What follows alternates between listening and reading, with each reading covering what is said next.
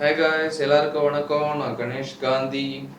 So இன்னைக்கு நம்ம பேச போகிற டாபிக் வந்து பார்த்தீங்கன்னா இம்போர்ட் எக்ஸ்போர்ட் பிஸ்னஸை பற்றி.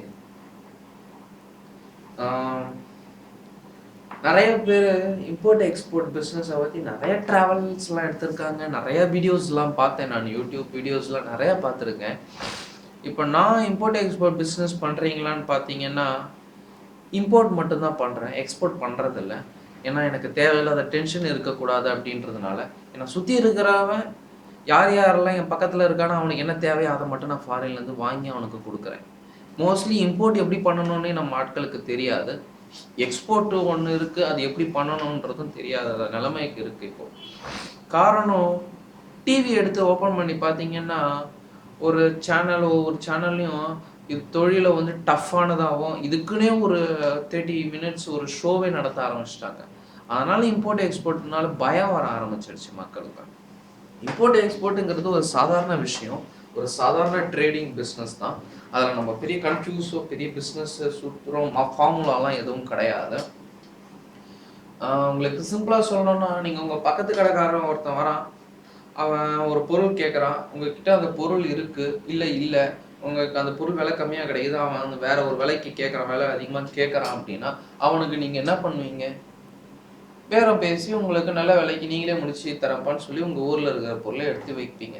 இதே தான் ஃபாரின்காரனை கேட்க போகிறீங்க. இதில் என்னென்னா ஒரு சில ஃபார்மாலிட்டிஸ் எல்லாம் இருக்குது.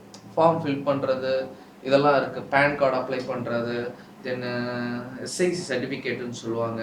அடுத்தது import export code, IE code இருக்குது. ஸோ கரண்ட் அக்கௌண்ட் ஓப்பன் பண்ணுறது இதெல்லாம் இருக்குது. ஸோ இதெல்லாமே சில்லற வேலை தான். இதை பண்ணுறதுக்காக நீங்கள் ஏஜென்ட்கிட்ட போகிறீங்க அப்படின்னா டோன்ட் டூ திஸ் பிஸ்னஸ். நீங்கள் இம்போர்ட் எக்ஸ்போர்ட் பண்ணுறதுக்கு உங்களுக்கு அந்த தகுதின்னு சொல்லுவோம், எலிஜிபிலிட்டியே கிடையாது.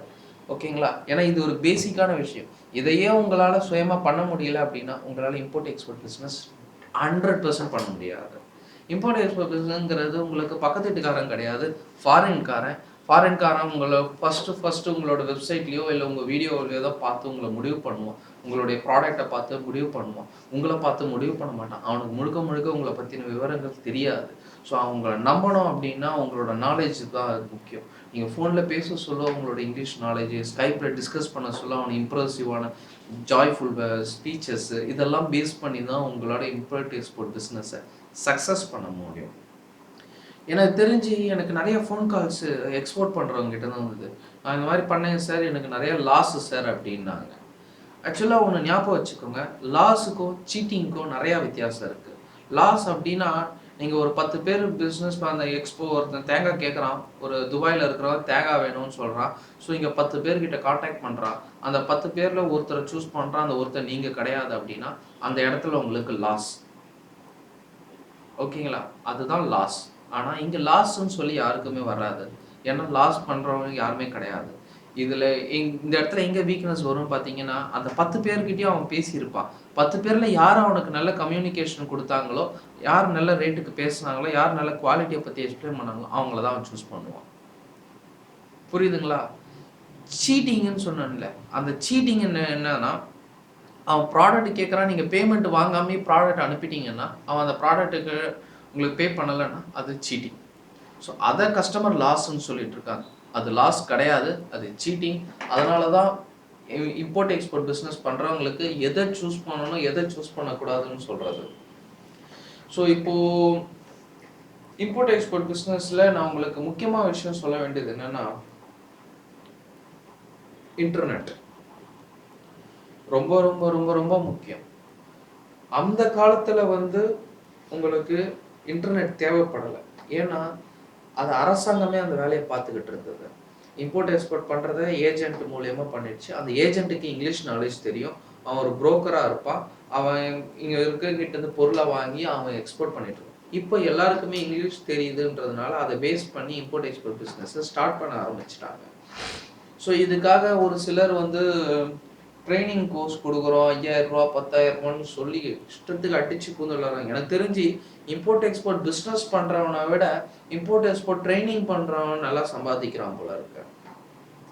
ஸோ அதுக்கு முற்றுப்புள்ளி வைக்கணும் அப்படிங்கிறதுக்காக தான் இந்த டாப்பிக்கே நான் பேசுகிறேன் உங்களுக்கு. ஸோ அது போகிறீங்க அப்படின்னா don't waste your money, don't waste your time யார். அதுக்காக உங்கள் நேரத்தெல்லாம் வீணாக்காதீங்க. உங்களுக்கு முதல்ல தெரிய வேண்டியது, ஒரு பொருள் மார்க்கெட்டில் விற்கிற பொருள் உங்களுக்கு விலை ரொம்ப கம்மியாக கிடைக்கணும். புரியுதுங்களா?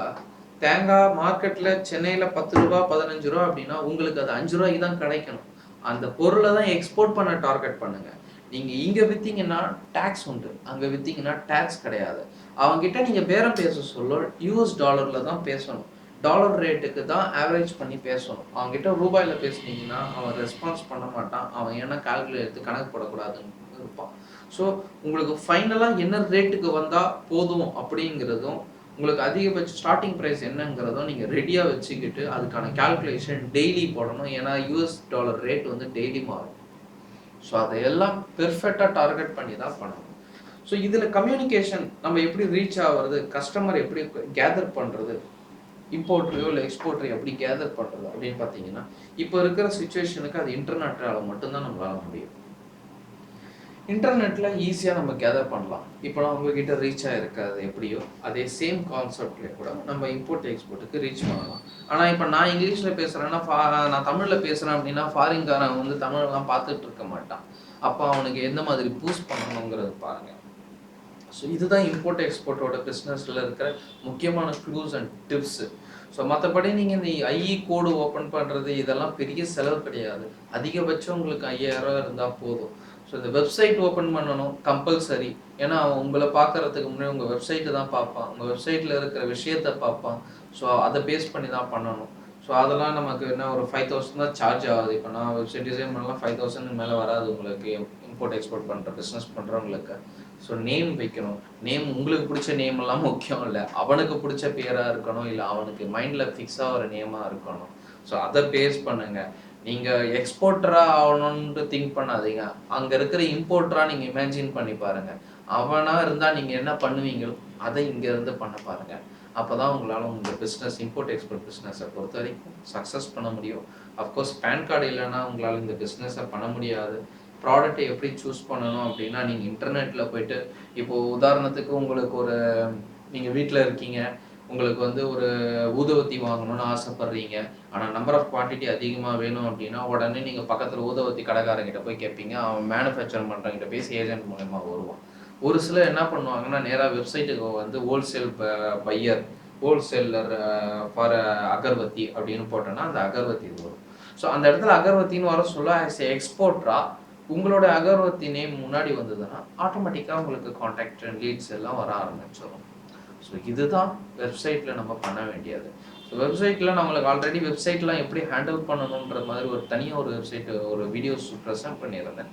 ஸோ அதெல்லாம் நீங்கள் புரிஞ்சுக்கிட்டு தான் நீங்கள் இம்போர்ட் எக்ஸ்போர்ட் பிஸ்னஸ் பண்ணணும். ஸோ மற்றபடி பொதுவாகலாம் பண்ண முடியாது. வீடியோஸு, மற்றவங்க வெப்சைட்டு, மற்றவங்க சேனலை வச்செல்லாம் வெப்சைட்லாம் பண்ண முடியாது. அது ஒரு பெரிய கோர்ஸ் அது. இது ஒரு பெரிய இது வந்து ஒரு மார்க்கெட்டிங் தான். இது பியூர் மார்க்கெட்டிங் பிஸ்னஸ் தான். சும்மா ஒரு ஈஸி எக்ஸாம்பிள் சொல்லணும்னா, அவன் ஃபோன் பண்ணுறவன் இங்கிலீஷில் பேச சொன்னால் ஒரு சிலர் கட் பண்ணிடுறாங்க. அதெல்லாம் நான் நிறையா பார்த்துருக்கேன் நான். ஸோ அதெல்லாம் பேஸ் பண்ணி தான் நீங்கள் டார்கெட் பண்ணணும் உங்கள் பிஸ்னஸை. ஓகே, தேங்க்யூ கைஸ், பாய்.